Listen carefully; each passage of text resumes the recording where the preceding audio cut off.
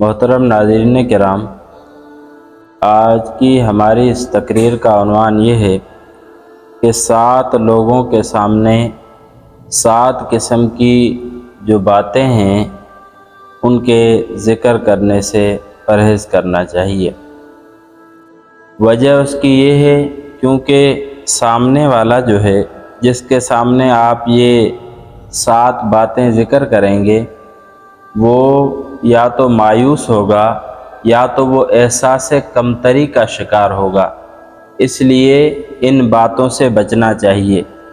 ان 7 باتوں میں سے سب سے پہلی بات یہ ہے کہ غریبوں کے سامنے اپنی دولت کا ذکر نہ کرنا چاہیے، کیونکہ غریب ویسے ہی اپنی مالی حالات کی وجہ سے پریشان حال ہے، پھر آپ اپنی دولت کا اس کے سامنے ذکر کریں گے تو وہ احساس کمتری کا شکار ہوگا، یا یہ کہ اس کی دل کے اندر اللہ تبارک و تعالیٰ کی نافرمانی جنم لے گی، ناشکری جنم لے گی۔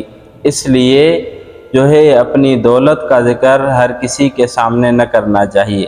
اسی طرح یوں بھی آتا ہے کتابوں میں کہ آدمی کو اپنی تنخواہ جو ہے، مثال کے طور پہ کسی کی تنخواہ 1 لاکھ روپے ہے، کسی کی 50,000 روپے ہے، تو اس کا ذکر ہر ایک کے سامنے نہ کرنا چاہیے۔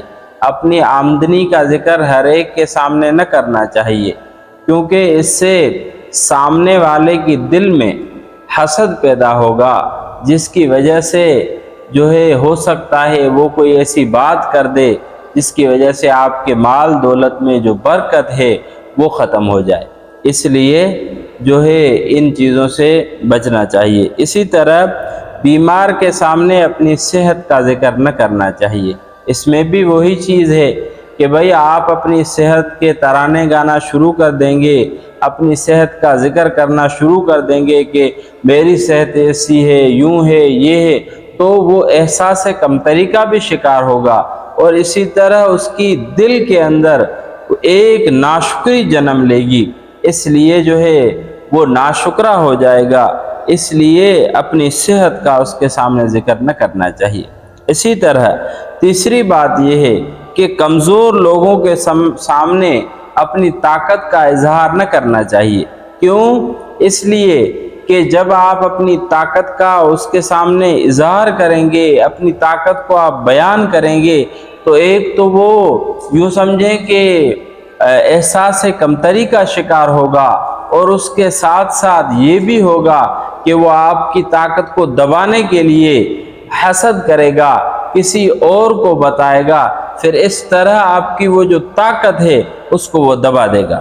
اسی طرح قیدی کے سامنے اپنی آزادی پر فخر نہ کرنا چاہیے۔ اس میں بھی یہی بات ہے کہ اگر ہم اپنی آزادی کا قیدی کے سامنے ذکر کریں گے تو پھر اس کی دل کے اندر ایک دکھ ہوگا۔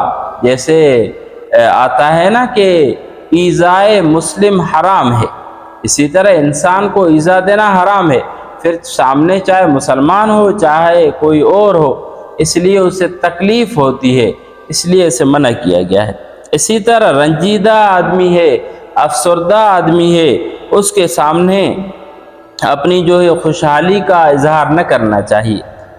ایک آدمی پہلے ہی بدحال ہے، پہلے ہی وہ افسردہ ہے، پہلے ہی وہ جو ہے بے حال ہے، آپ اس کے سامنے یہ چیزیں ذکر کریں گے تو اس کی دل کے اندر ایک ناشکری والی وصف پیدا ہوگی، اور اسی طرح وہ احساس کمتری کا شکار ہوگا۔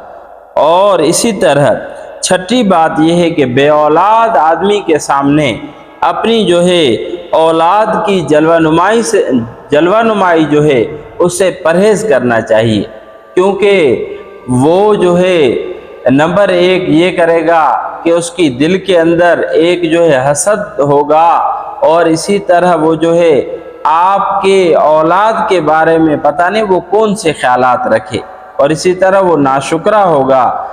تو اس لیے جو ہے اپنے اولاد کا بے اولاد کے سامنے بار بار تذکرہ کرنا، اس طرح ہے، یہ ہے، وہ ہے، تو اس سے وہ افسردہ ہوگا، اس لیے یہ نہ کرنا چاہیے۔ اسی طرح یتیم کے سامنے اپنی ماں باپ کی گفتگو سے پرہیز کرنا چاہیے۔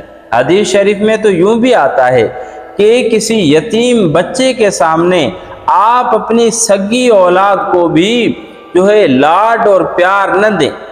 کیوں؟ اس لیے کہ اس کی دل کے اندر یوں سمجھیں کہ ایک دکھ ہوگا جس کی وجہ سے ہو سکتا ہے کہتے ہیں نا کہ اتقی دعوت المظلوم، مظلوم کی بد دعا سے بچو، تو وہ مظلوم ہے، وہ یتیم ہے، اس لیے اگر اس کی دل سے آہ نکل جائے اور وہ عرش معلیٰ پہ پہنچ جائے اور پھر اس طرح نہ ہو کہ آپ کا بھی جنازہ اٹھے، جس طرح وہ یتیم بچہ در در کی ٹھوکریں کھا رہا ہے، اسی طرح کل جو ہے آپ کی اولاد جو ہے وہ در در کی ٹھوکریں نہ کھائے۔ اس لیے جو ہے اپنی اولاد کو بھی یتیموں کے سامنے جو ہے وہ زیادہ پیار محبت نہ دینا چاہیے۔ اسی طرح اپنے ماں باپ کا یتیموں کے سامنے بار بار تذکرہ نہ کرنا چاہیے، اس کی دل سے آہ نکلے آپ کے ماں باپ آپ سے جدا ہو جائیں۔ تو یہ جو 7 چیزیں ہیں، ان کو ان 7 مقامات پر ان 7 لوگوں کے سامنے بیان کرنے سے جو ہے پرہیز کرنا چاہیے۔ اللہ تبارک و تعالیٰ سے دعا ہے اللہ رب العزت ہمیں دین کی صحیح سمجھ نصیب فرمائے، اور اللہ تبارک و تعالیٰ ہمیں ان باتوں سے بچائے، اور اللہ تبارک و تعالیٰ ہمیں صراط مستقیم نصیب فرمائے۔ وآخر دعوانا والحمدللہ۔